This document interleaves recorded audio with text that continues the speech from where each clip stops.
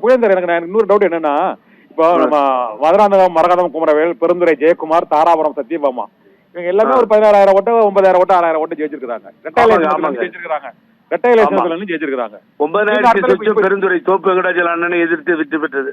ஆமா ஆமா, பெருந்துறையில ஜெயிச்சிருக்காங்க. இப்போ விசில் சின்னத்துல அங்க நின்னா, இங்க வந்து இரட்டையில சின்னத்துல ஒரு 15 நாள், ஒரு 2 மாசத்துக்கு முன்னால ஒரு சின்னத்துல ரெட்டையில நின்று ஜெயிக்கிறாங்க. இப்ப இன்னும் 1 மாசத்துல இடைத்தேர்தல் தேர்தல் அறிவிப்பு கண்டிப்பா ஒரு 6 மாசத்துல வரப்போகுது. இந்த 6 மாச இடைவெளியில இவங்க இன்னொரு சின்னத்துல நின்னா மக்கள் அதை வெற்றி கொடுப்பாங்கன்னு நினைக்கிறீங்களா? இல்ல சார், மக்கள் வந்து அந்த தொகுதியில வந்து இந்த விசில் தோத்து போச்சேன்னு வேதனையில தான் இருக்காங்க, ஆர்வமா இருப்பாங்க. அந்த வாக்குகள் குறையாது. இப்போ ஏடிஎம்கேல அவங்க வாக்குகளையும் சேர்த்துக்கோங்க. இப்போ பழனிசாமிக்காக போட்ட வாக்குகள் அல்ல அது. ஆகவே இப்பொழுது இந்த 3 சட்டமன்ற உறுப்பினர்களும் வாங்கிய வாக்குகளும் தாவேகா வாங்கிய வாக்குகளும் நீங்கள் சேர்த்துக் கொள்ள வேண்டுமே தவிர இந்த தலைமைக்கோ பழனிசாமிக்கோ வாக்குகள் இல்லை. நம்பி மெஜாரிட்டியில் அடிச்சு வருவாங்க. கிட்டத்தட்ட 60,000 70,000 லீடிங்ல மறுபடியும் ஜெயிச்சிருவாங்க. அதுதான் நடக்கும்.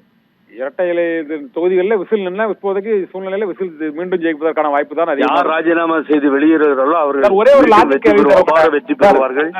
அதுதான் நடக்கும், வேறு வழியே இல்லை சார். இப்ப விஜய் வெற்றி பெறுவதற்கு ஒரு 3 காரணம். 1, ஒரு மாற்றம் வேணும். 2, ஒரு தூய சக்தியான ஆட்சி. இன்னொரு ஊழலற்ற ஆட்சி. இப்ப 3மே அங்க இல்லையே சார். தூய சக்தி இல்ல, ஏன்னா அங்க எல்லாருமே அதிமுக எம்எல்ஏக்கள் இருக்கிறாங்க, மற்றவர்கள் இருக்கிறாங்க. 1, இன்னொன்னு மாற்றம் வேணும் என்று கூறினார்கள். அதற்கான பெரும்பான்மையும் கொடுக்கப்பட்டது. அந்த மாற்றத்தை வந்து அதிமுகவை உடைத்தும் திமுகவை கூட்டணியில் உள்ள இழுத்தும் கொண்டு வந்திருக்கிறார்கள். தூய சக்தியும் இல்லை, மாற்றமும் இல்லை. இந்த சூழ்நிலையில அடுத்து வரும் தேர்தலை வந்து தமிழக வெற்றி கழகம் வெற்றி பெறும் நினைக்கிறீங்களா? அந்த இடைத்தேர்தலில் ஒரு திருமணம் ஆகிறது, இயற்கையாகவே நடக்கின்ற நிகழ்வு. 10 மாதம் கழிச்சுதான் குழந்தை பிறக்குங்கிறது இயற்கை. இதுல வந்து ஒரு ஆட்சி வந்து 1 மாசம் ஆகல, நீங்க வந்து ஊழலற்ற ஆட்சி அது இதுன்னு அடுக்கிக்கிட்டே போனா மற்றவர்கள் சொல்லுது போல எந்த 1 மாசத்துல என்ன பண்ண முடியும்னு நினைக்கிறீங்க கண்ணன்? நீங்க ஒரு கோயம்புத்தூர்ல ஒரு சம்பவம், அதை எதிர்கொண்டுதான் ஆக வேண்டும் அரசு. அவர்களுக்கு ஒரு 6 மாதம் மூச்சு விடுவதற்காக நாம் நேரத்தை கொடுக்க வேண்டும். அதற்கு பின்னால் தான் இதையெல்லாம் பேச வேண்டும். தூய்மையான ஆட்சி அது இது எல்லாம் அந்த 6 மாதத்தில் என்ன நடக்கப் போகிறது என்பதை நாம் கூர்ந்து கவனிக்க வேண்டும். சட்டாகவே இல்லையே. நீங்க பாருங்க, கம்யூனிஸ்ட் ஏதாவது ஒரு சின்ன தப்பு நடந்தா கூட விட மாட்டாங்க இடதுசாரிகள். ஆகவே அண்ணன் திருமாவளவன் அங்கிருந்து இங்கே வந்து பெரிய பிரச்சனையா போய்கிட்டு இருக்கு. அவரும் அதை எதிர்கொள்கிறார். அவரும் ஆதரவு தந்து அந்த நிலைப்பாட்டை மாற்றிக்கொள்ளாமல் இருக்கிறார். ஐஎம்யூலாம் அப்படிதான் இருக்கு. ஆகவே இந்த ஆட்சி முழுவதுமாக கட்டிலே அமரவில்லை என்பதுதான் உண்மை. அதை சுதாரித்துக் கொண்டு போய் கொண்டிருக்கிறார்கள். இப்படி இடைத்தேர்தலிலே ஒரு 10-15 இடங்களிலோ அல்லது ஒரு 30 இடம் நாம் எதிர்பார்க்கின்ற இடங்களிலோ இன்று ஒரு மாபெரும் வெற்றியை பெறும் பொழுது ஆட்சி நிரந்தரமாகிவிடும். அதுக்கு பின்னாலே தான் இப்படிப்பட்ட கேள்விகளை எழுப்ப முடியுமே தவிர, அது இப்பதான் குழந்தை தவழ ஆரம்பிச்சிருக்கு. 100 மீட்டர்லயும் 200 மீட்டர்லயும் ஏன் ஓடலன்னு கேட்டா என்ன பண்றது சொல்லுங்க பாப்போம்.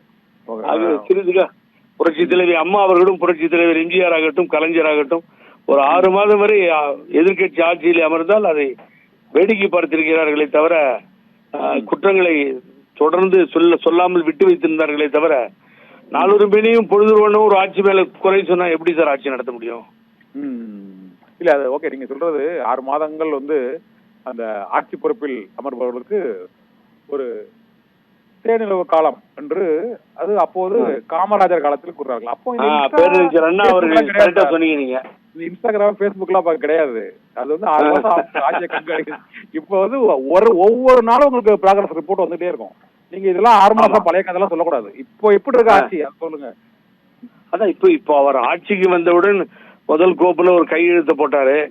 அப்புறம் இந்த பேருந்துல எங்க வேணாலும் போலாம், தமிழ்நாடு பூரா மகளிர்கள் போலாம், அது இதுன்னு ஏதோ ஒரு சேஞ்சஸ் கொண்டு வந்துட்டு இருக்காங்க ஒண்ணா.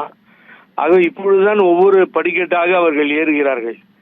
ஆகவே அந்த ஆட்சி வந்து மோசமான ஆட்சின்னு சொல்வதற்கு எந்தவித காரணமும் இல்லை, நீங்கள் சொல்ல முடியாது. ஆகவே நீங்கள் பொறுத்திருந்துதான் சிறிது காலம் பார்க்க வேண்டும். ஆகவே பொறுத்திருந்து பார்க்கும் பொழுது நல்ல திட்டம். காலையிலேயே வந்துடுறாரு சார் சிஎம் 10 மணிக்கெல்லாம் உள்ள நுழைஞ்சிடுறாரு, சாப்பாட்டு அவரே கட்டி எடுத்துட்டு வந்துடுறாருன்றாங்க. மாலை வரை அங்கே அதிகாரிகளுடன் உட்கார்ந்து கொண்டு எல்லா வேலைகளையும் பணியாற்றி கொண்டிருக்கிறார். ஆகவே எப்படி நீங்க வந்து குறை சொல்ல முடியும்? ஓகே சார், நன்றி சார். புகழேந்தர் இணைப்பில் வந்து மிக்க நன்றி.